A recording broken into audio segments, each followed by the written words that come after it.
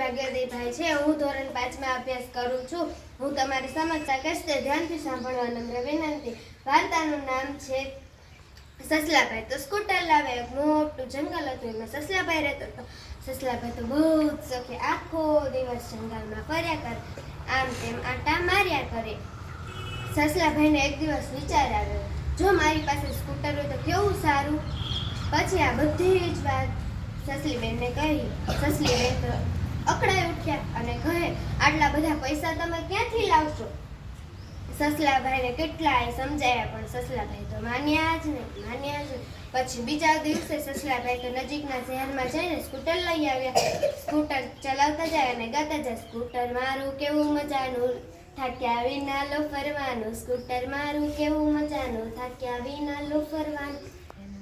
આ બધું જોઈને આ બધું જોઈ રહ્યા હતા તે પ્રાણીઓને વિચાર આવ્યો, સસલાભાઈને તો કેવો મોજ પડી જશે કે આખો દિવસ સ્કૂટર લઈને જંગલમાં ફર્યા જ કરવાનું, કોઈ કામકાજ તો કરવાનું નથી। આ બધું જોઈને સસલીબેન તો બહુ જ ગુસ્સે થયા। એ પછી સસલીબેન હાથીભાઈ પાસે ગયા અને કહે છે, હાથીભાઈ સસલીબેનને જોઈને કહે છે કે, સસલીબેન આવો આવો, કેમ આ બાજુ ભૂલા પડ્યા? તો સસલીબેન કહે, આ જુઓ ને તમારા સસલાભાઈ કોઈ કામકાજ તો કરતા નથી અને આખો દિવસ સ્કૂટર લઈને આખા જંગલમાં આટા માર્યા કરે છે। આ બધી જ વાત સાંભળીને હાથીભાઈ કહે કે, જાઓ સસલીબેન, તમારે ઘરે રસોઈ બનાવવાની હશે, હું સસલાભાઈને સબક શીખવાડીશ। પછી સસલીબેન તો ગયા, ખીર પૂરી બનાવી। સસલાભાઈને ફોન કર્યો અને સસલાભાઈ તો 2 જ મિનિટમાં હાજર થઈ ગયા। પછી ખીર પૂરી ખાઈને સૂઈ ગયા। પછી વહેલા સવારે ઉઠીને સ્કૂટર લઈને ગયા બહાર જંગલમાં ફરવા। ત્યાં તો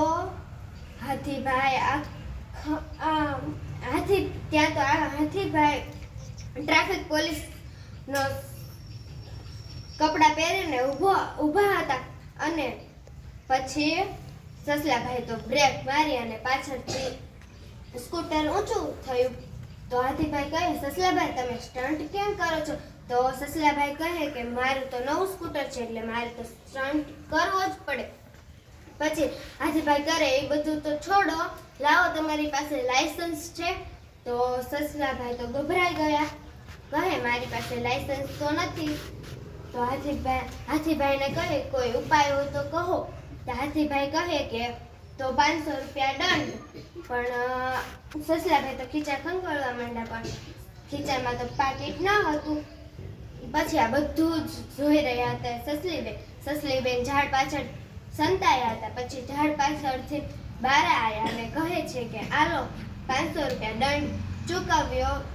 એ પછી બંને બેસીને ઘર તરફ ચાલવા લાગ્યા અને ગાવા લાગ્યા, સ્કૂટર અમારું કેવું મજાનું, થાક્યા વિના લો ફરવાનું, સ્કૂટર અમારું કેવું મજાનું, થાક્યા વિના લો ફરવાનું। અસ્તુ, જય હિન્દ।